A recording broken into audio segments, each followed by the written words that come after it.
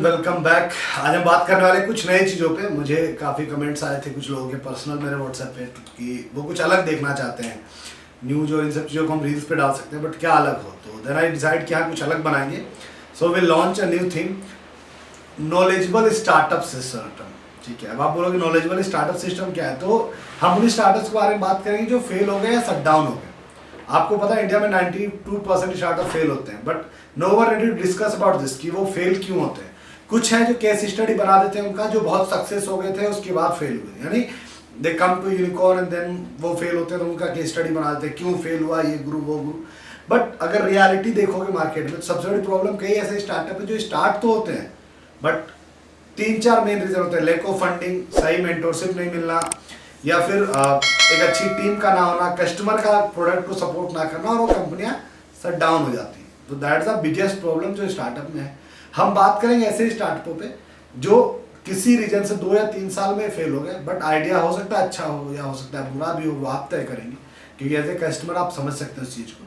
तो हम जिस पे बेसिकली बात करेंगे वो यही होगा कि जो स्टार्टअप्स फेल हो गए वो क्यों हुए, किन पॉइंट्स पे हुए। नॉर्मली कहा जाता है 4 पॉइंट में बताता हूँ आपको, बेसिकली 4 पॉइंट या 5 पॉइंट से काउंट करते हैं। हम उस पर बात करेंगे क्या स्टार्टअप के फेल होने के 5 पॉइंट्स क्या क्या है।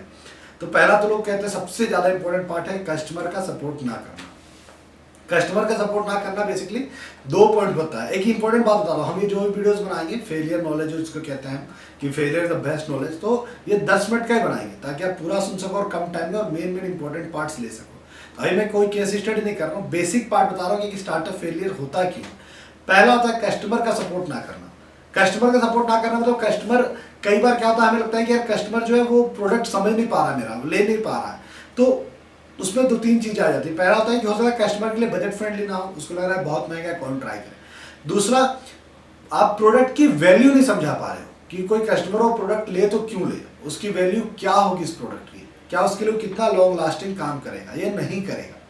ठीक है, तो उसकी वैल्यू ना समझा पाना कहीं ना कहीं कस्टमर के लिए एक बड़ा हेडेक होता है। तीसरा, प्रोडक्ट को सही प्लेस पे इंप्लीमेंट नहीं करना। अब लगता है कि मेरा प्रोडक्ट जो है कॉलेज का बच्चा खरीदेगा और हम जाके स्कूलों में बेच रहे हैं, हमें लग रहा है कि नहीं यार ये जनरेशन इस चीज़ को समझेगा। जैसे अभी करंट बात बताते हैं तो we are working with the lab system. तो हम इंडिया में लैब इस्टेब्लिश कर रहे हैं बहुत सारे स्कूलों में। ठीक है, वहाँ क्लास 12th का बच्चा कंप्यूटर एग्जाम तो देता है बट उसे माइक्रोसॉफ्ट वर्ड नहीं पता है, बट दिल्ली में पता है। तो क्या मगर दिल्ली में कोई लैब खोलता और कहता कि हाँ ग्रेजुएशन का कोई बच्चा आके माइक्रोसॉफ्ट वर्ड या माइक्रोसॉफ्ट की बेसिक पार्ट्स वर्ड एक्सेल को सीखो, तो सीखेंगे शायद हाँ, लेकिन वो नंबर इतना कम होगा कि मेरी कंपनी लॉस में जाने लगेगी।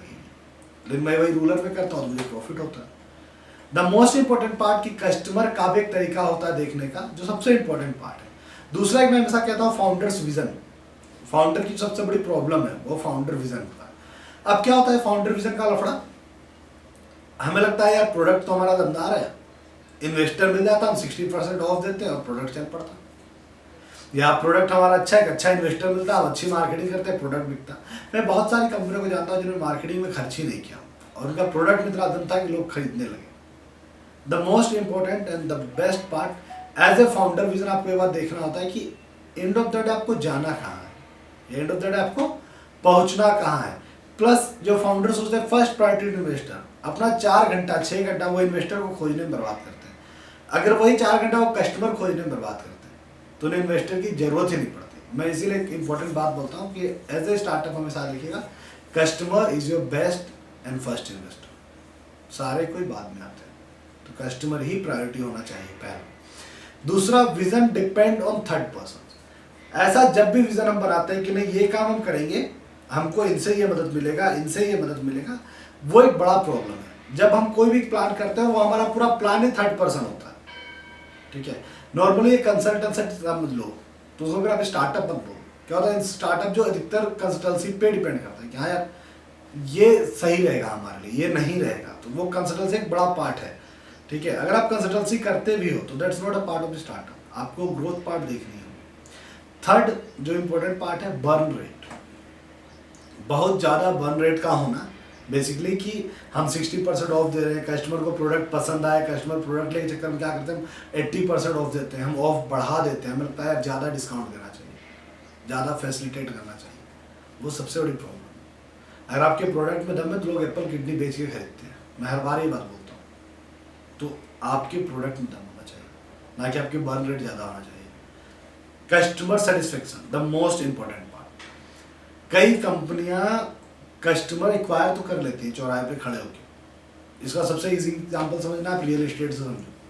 वो घर बेच देते हैं, लोग पैसे लगा के लोन ले लेते हैं, उसके बाद क्या होता है? घर मिलता नहीं है, आप केस करते हो, लफड़ा चलता है, बहुत कुछ होता है। द मोस्ट इंपॉर्टेंट पार्ट कि आफ्टर सेल सेटिस्फेक्शन कैसा है कस्टमर का। कहीं ना कहीं ये भी बड़ा पॉइंट है स्टार्टअप्स के फेल होने का कि after sale service customer satisfaction बहुत खराब हो जाता है। सबसे इंपॉर्टेंट पार्ट जो अदर बीच में देखा हूँ ज़्यादा स्टार्टअपों के साथ, लीगल कंसर्न, जिससे हम सबसे ज़्यादा भागते हैं। हम लोग यार लीगल है और कह भी सकते हैं कि बहुत सारे वकील, 90% में वकील को जानता हूँ जो अपने केस को आपको इस तरीके, अरे यार तुमने ये कर दिया, अब इसमें तो ये हो जाएगा। तो हम इतना डर चुके होते हैं कि हम लीगल से जाना नहीं चाहते। लेकिन अब जो नए वकील आए हैं न्यू जनरेशन के, मुझे लगता है वो काफ़ी अच्छे हैं। They know the startup industry. और कहीं ना कहीं आपके पास लीगल सपोर्ट भी होना जरूरी है।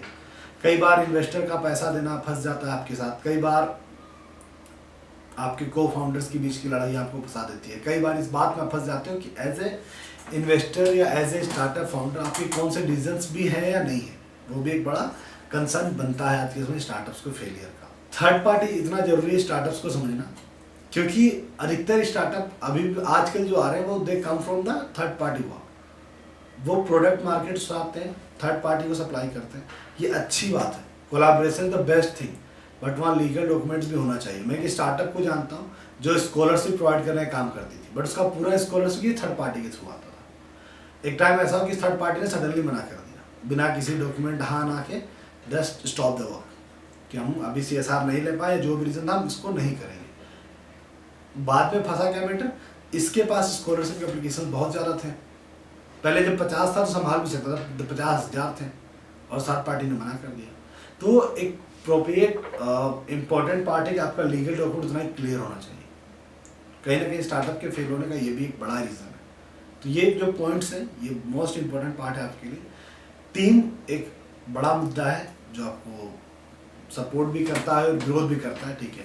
लेकिन कहीं ना कहीं मुझे लगता है अब के समय टीम इतना बड़ा कंसर्न नहीं है, क्योंकि हम सभी टीम के लिए अवेयर होते हैं। लेकिन हाँ, टीम को कब डालना है और कब निकालना है, इसके लिए लीगल होना भी उतना ही ज़्यादा जरूरी है to take a big decisions in your life. तो हम जो ये सीरीज़ बना रहे हैं, आप जब भी इसे देखोगे, हर सीरीज़ के लास्ट में कुछ क्वेश्चंस आएंगे, आप कमेंट करोगे एंड यू गिफ्ट कार्ड और कूपन्स आपको मिलेंगे। इसके अलावा जो मोस्ट इंपॉर्टेंट पार्ट है, ये सीरीज़ हम स्पेशली आपके लिए इसलिए बना रहे हैं कि आप, हो सकता है आप स्टूडेंट हो, you plan to start a startup, हो सकता है आप स्टार्टअप फाउंडर हो, आपको लगता है कि हाँ स्टार्टअप करना चाहिए। ये पूरा सीरीज इसी के लिए बन रहा है पूरी तरीके से। इसका मेन मोटो और मेन कंसर्न ही यही है। हम 10 मिनट लेंगे सिर्फ आपका, और एक एक स्टार्टअप की स्टोरीज बताएंगे आखिर स्टार्टअप फेल क्यों हो रहा था, उस स्टार्टअप के फेल होने का रीज़न क्या था। हर स्टार्टअप के फेल होने का रीज़न कई बार अलग होता है, कुछ का सेम होता है, फंडिंग, बट फंडिंग क्यों नहीं उठी, इन्वेस्टर ने क्यों ना कर दिया, क्या उसके पास कोई ऑप्शन भी था। तो हम इस पर डिस्कस करेंगे स्टार्टअप पे कि जो भी आता है, अगर स्टार्टअप फेल हुआ तो किस लिए हुआ, क्या उसके पास कोई और ऑप्शन थे या ऑप्शन नहीं थे, और था तो क्या क्या ऑप्शन उसके पास हो सकते थे। तो द मोस्ट इंपॉर्टेंट पार्ट, और सेम अगर ऐसा स्टार्टअप कोई और चल रहा है तो वो कैसे फंड रेज कर पा रहा है, इन सारे चीज़ों पे डिस्कस करेंगे। एक केस स्टडी नया है, मैं उनके लिए केस स्टडी नहीं कर रहा हूँ जो यूनिकॉर्न हो गए, मैं उन पर कर रहा हूँ जिनकी गलतियों से हमें सीखना चाहिए। कहते हैं ना कि अगर आपको ऊंचाई की सीढ़ी चढ़नी है तो अपनी गलतियों की सीढ़ी बनाइए, वो आपको जल्दी ऊंचाई तक पहुँचाएगी। तो हम एक सीढ़ी बनाने की कोशिश कर रहे हैं। बस आपका प्यार जैसे मेरे कुछ वीडियोस में मिलता है, मैं उम्मीद करता हूँ हर वीडियोस में वो प्यार दें, और प्लीज़ इस कंटेंट्स को पूरा देखा करें, लाइक करें, कमेंट करें, सब्सक्राइब करें। Thank you very much.